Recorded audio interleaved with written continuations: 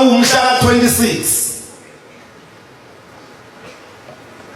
uNkulunkulu esihlangene ngaye inkosi uThingwe lenkosazana izoshintsha ibhaji ngomsombuluko mhla ka-28 kwakuyisabatha mhla ka-26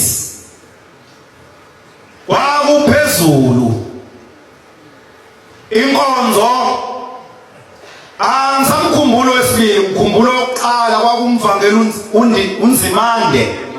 uNdimande waseJozini owayephethe inkonzo ngalolu sabatha. Insizwa yakwaSokhela yayisiba lenhlanhla yathi hlezi nje kanje njengoba sihlezi phambi kaNkulunkulu. Inkosi ke yayisendlini kulowo mihla nakulezo zinsuku nangaleso sikhathi Nkosi uThingwe lenkosazana. Ngoba siyaphila kuloso sikhathi lapha khona besibona itafula nesihlalo kuphela. Kodwa Nkosi nyazwezulu sibonga into eyodwa kuwe awukaze uliqede ithembe enhlizweni zethu. Amen. Yathi lensizwa kuhleziwe nje kanje inkonzo isha yayisibona kuqhamuka inkosi uThingwe lenkosazana ngaphakathi yeza kuyo. Yayisifika ithi wena lensizwa yakwaSokhela yathi wena nami ngazi umuntu ushembe mayezohambela umuntu akamhambeli umuntu ebusuku umuntu mayelele noma ikuphi.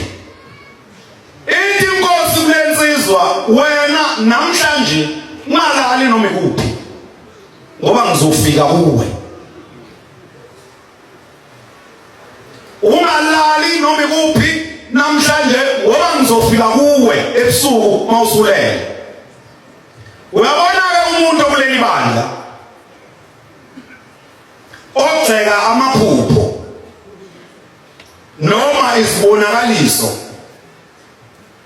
ngiyebithi lowo muntu akayena wakuleli bandla kahlehle.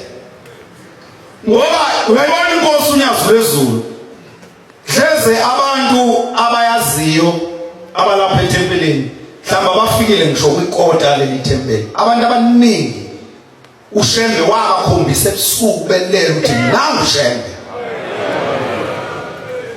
Uma umuntu ebamba lombhobha agxeke iphupho uyathini ngalowo muntu owaboniswa njengomfundisi umthetho wasolundi owathelele ebusuku kwafika uyisemkhulu wathi esuka la wathi mayefika ekhaya kwakhe wayesengena endlini yangenhla wathi lapha ebuhleni khokho wangikhombisa leli bandla lakwaShembe wathi angizokukhonzela kulo emhleni yenkosi la. Lapha ngiphuma khona sekumenyezwa amagama amabili kodwa ngilithandile leli lokuqala kodwa khokho awungitshela. Abambe kusabuya ukhokho wakhe kwabuya inkosi uThingwe kuye yathi uShembe wasezulwini yilo oselebuhleni.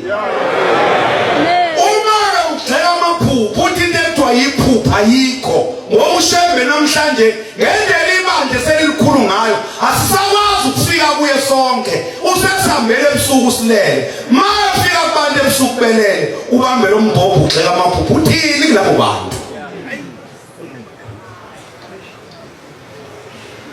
Ithi lensizwa angibuyele kule ndaba yami. Ithi lensizwa kaSokhela nasininza ukuthi ngiyaphupha ngilele yini uthi afweni inkosi yakhuluma lento yayisiphenduka yayisibuyele emuva. Ithi ngabe abantu abaseceleni kwami ukuthi bayibona lento engiyibonayo. Ithi ngasonta ngahamba ngabuyela ezweni lakithi. Ithi masengilele yayisifika inkosi uyixoxa ke lento useyixoxa ngesonto ngakusasa esebuyile usuku lokugcina inkosi oshintsha ibhanji ngomsombuluko. Uthi inkosi mayifika ezweni lakithi ifike ihamba kabili iphethe ubhasikidi khona labo bhasikidi laba baseyithola hayi inqola lezi enkulu khona labo bhasikidi abancane othenga othatha wona ulinganisele ngangemali yakho iphethe. Uma unemali eningi uqhuba inqola mawune mali encane uthatha lo basket umuntu ogrosa nje sewubona lo basket engikhuluma ithi bafika bahamba babili baphethe ubasket abathathu uthi yona inkosi uthi ngiphethe ubasket owodwa ugcwele amabhola angangegalofu bayalaza abantu igalofu ugcwele amabhola angangegalofu bese kuthi lo wesibili uphethe ubasket ababili ulengise ngapha kwesonxele omunye ulengise ngapha kwesokudla nabo futhi bagcwele amabhola angangegalofu uthi inkinga labo basket bathathu kodwa balayisha amabhola ayimbala eyehlukene uthi lo ophethwe inkosi uthi ngolenkosazana ulayishe amabhola amhlophe uthi lo ophethwe inkosi unyazi lwezulu wahamba nenkosi unyazi lwezulu sizokwenza ubufakazi inkosi ngawe ukuthi inkosi sikubonile thina nyazi lwezulu ukuthi uvele ezulwini futhi nalabo abangakuthandi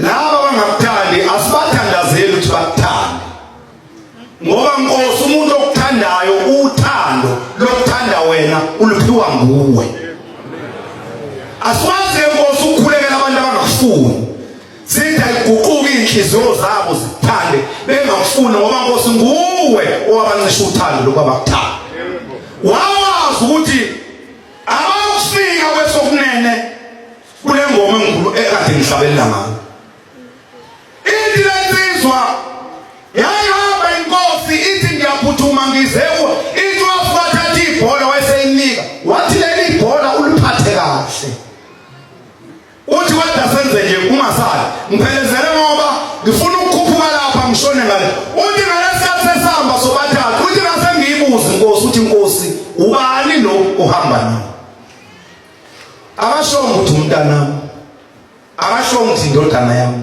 wathi lo engihamba naye mdala kakhulu inkosi yezulu nomhlaba nami ngadalwa nguye ithi bahamba wesebuza inkosi leli ibhola onginika lona elimhlophe lisho ukuthini